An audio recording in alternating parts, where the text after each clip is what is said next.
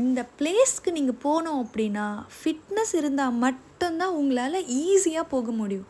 உங்களுக்கு ஃபிட்னஸ் இல்லை அப்படின்னா ஷியோராக இந்த பிளேஸ் உங்களால் ரீச் பண்ணுறது ரொம்ப கஷ்டம். ஒரு வழியாக நான் ஃபால்ஸை பார்த்துட்டேன். ஒரு சத்தம், பயங்கரமான ஒரு சத்தம், அழகான சத்தம். அந்த ஃபால்ஸை பார்க்குறதுக்காக நான் அவ்வளோ எக்ஸைட்டடாக இருந்தேன். ஃபைனலி கிட்ட போய் பார்த்துட்டேன். பிரம்மாண்டமான ஒரு ஃபால்ஸ்.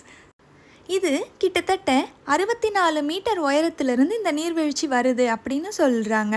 இந்த வாட்டர் ஃபால்ஸோட பேஸ் ரீச் பண்ணுறது ரொம்பவே டேஞ்சரஸ். அதுவும் இல்லாமல் அது இம்பாசிபிளுங்க.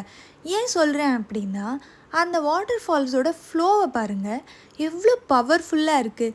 ஸோ நம்ம கிட்ட போகிறது அப்படிங்கிறது ரொம்பவே ஆபத்தானது. அதனால தானோ என்னமோ ஸ்ரீலங்கன் கவர்மெண்ட் கிட்ட போகிறதுக்கு பெர்மிஷன் கொடுக்கல. இங்கேருந்து தான் நம்ம பார்க்க முடியும்.